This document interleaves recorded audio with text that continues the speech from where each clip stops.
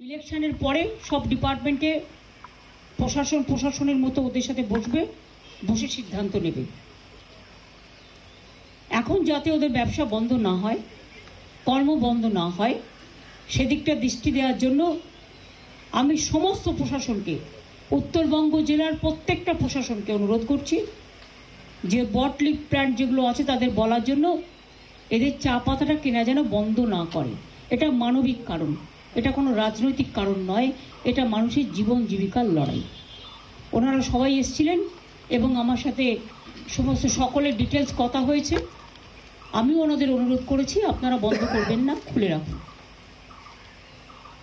এই পর্যন্ত। আর প্লাস আপনারা তো দেখেছেন আজকে সারাদিন বিভিন্ন জায়গায় যাওয়া হয়েছে, অনেক জনসংযোগ হয়েছে এবং আপনারাও সহযোগিতা করেছেন। আর আগামীকাল থেকে তো আমার পাবলিক মিটিং শুরু হয়ে যাচ্ছে। প্রথম মিটিংটাই আমার আছে মাথাভাঙা করে আমি মালবাজারে, এখানে মিটিং আছে আমার। তারপরে পরশুদিন আবার মনে হয় আমার মিটিং আছে জলপাইগুড়ি আলিপুরদুয়ার। তারপরের দিনও আমার মিটিং আছে মনে হয় কুচবিহার একটা আছে, করে আমি আসবো না। পরের দিন আমি এতে যাবো রায়গঞ্জ আর তপন আর বালুরঘাট, না রায়গঞ্জ আর বালুরঘাট কনস্টিটিউয়েন্সি মিটিংয়ের জায়গাটা তখন আমি জানি, বালুরঘাটের রায়গঞ্জেরটা কোথায় করছে সেটা আমি দেখে নিতে হবে। হেমতাবাদ। আর 17 তারিখে সম্ভবত আমি আসাম যেতে পারি, কারণ আমাদের 4 জন প্রতিনিধি ওখানে কন্টেস্ট করছে। এই পর্যন্ত। আপনাদের অনেক ধন্যবাদ, আপনারা সারাক্ষণ আমাদের সাথে ছিলেন। আমি এখন এসব নিয়ে কোনো কথা বলবো না, যেহেতু এমসিসি আছে। বলতে আমি অনেক কিছু করতে পারি। আগে বাংলার লোককে টি বোর্ডে রাখা হতো, আর পোর্টে রাখা হতো, আর হলদিয়া বন্দরে রাখা হতো, আর ডিবিসিতে রাখা হতো। খোঁজ নিয়ে দেখুন, ইতিহাস ঘাটুন। এখন আমাদের কাউকে রাখা হয় না।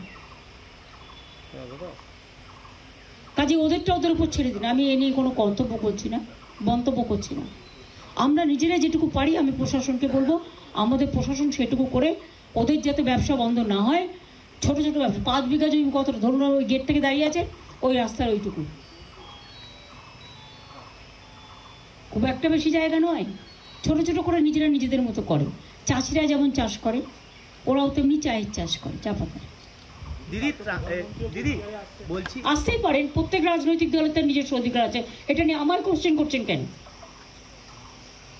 ইলেকশনের সময় সব রাজনৈতিক দল তাদের প্রোগ্রাম করতে পারে। দিদি বলছি, আজকে বহু মানুষের কাছে ত্রাণ পৌঁছেছে, কিন্তু যাদের কাছে ত্রাণ পৌঁছায়নি তাদের কাছে কবে পৌঁছাবে যদি একটু বলেন।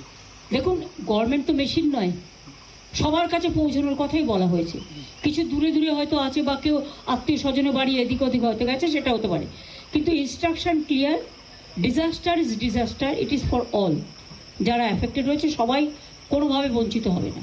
শুধু বাড়ির ব্যাপারটায় আমরা ইলেকশন কমিশনকে লিখেছি ইমিডিয়েট পারমিশন দেওয়ার জন্য, যাতে বাড়িঘরগুলো তৈরি করা যেতে পারে।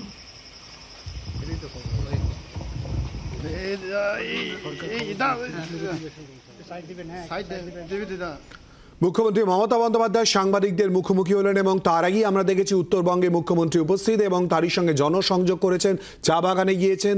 তার আগে আমরা দেখেছি স্কুলের খুদে পড়ুয়াদের সঙ্গে তিনি কথা বলেছেন এবং এই মুহূর্তেও তিনি সাংবাদিকদের মুখোমুখি হলেন। তার আগের বিভিন্ন জায়গায়, এমনকি একটি দোকানেও যান এবং সেখানে চাও তৈরি করেন। বিভিন্ন মুহূর্তের ছবি আপনাদের সামনে আমরা তুলে ধরেছি।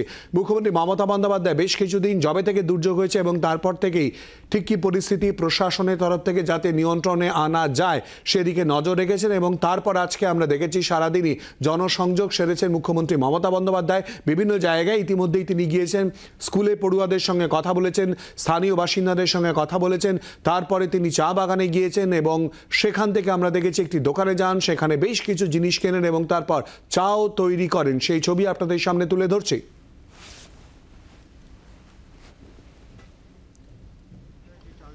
জনসংযোগে মুখ্যমন্ত্রী মমতা বন্দ্যোপাধ্যায় উত্তরবঙ্গে।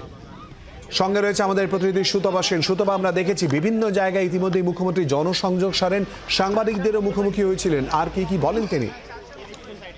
দেখো, আজকে মুখ্যমন্ত্রী বিভিন্ন জায়গাতে জনসংযোগ ছাড়েন। যেমন তুমি দেখলে যে প্রথমেই তিনি একটি চা বাগানে গেলেন এবং সেখানকার শ্রমিকদের সাথে তিনি কথা বললেন, তাদের কি অসুবিধা হচ্ছে বা সমস্ত কিছু সুযোগ সুবিধাগুলো, সরকারি প্রকল্পের সুবিধা তারা পাচ্ছেন কিনা জানতে চান।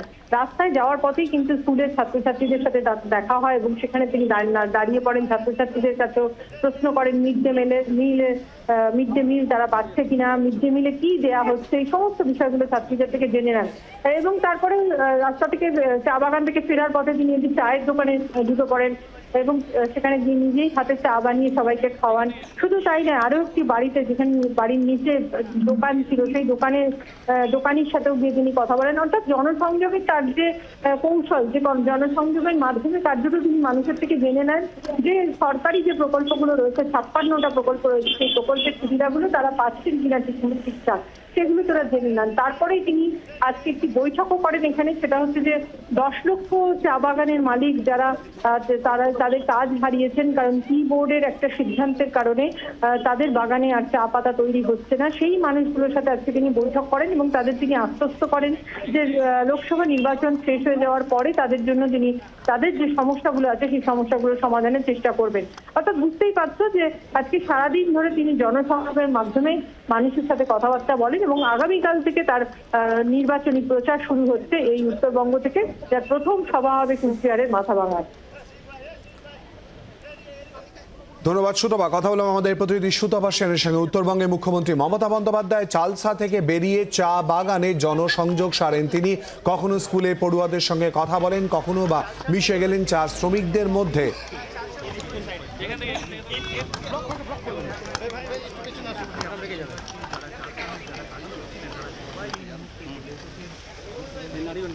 জলপাইগুড়িতে দুর্যোগের ধাক্কার পরিস্থিতি এবং যার ফলে এখনো দিকে দিকে প্রবল ঝড়ে ক্ষতচিহ্ন রয়েছে। হাসপাতালে এখনো আহতদের ভিড় রয়েছে। মাথার ছাদ হারিয়ে অসহায় বহু মানুষ। চালসায় পুরো বিষয়ে খতিয়ে দেখেন মুখ্যমন্ত্রী। কর্মহীন চা বাগানের শ্রমিকদের সঙ্গেও কথা বলতে চান বলেও জানিয়েছিলেন মমতা বন্দ্যোপাধ্যায়। আমি ওদের ডেকেছি, যাদের 10 লক্ষ লোক কর্মহীন হয়ে গেছে, ওদের যে লিডারদের টিমটাকে আমি এখানে পুরো 3টেই ডেকেছি। কথা বলে তোমাদের জানাবো, তোমরা অপেক্ষা করো। বাংলার আওয়াজ, বাঙালির আবেগ, জি 24 ঘন্টা।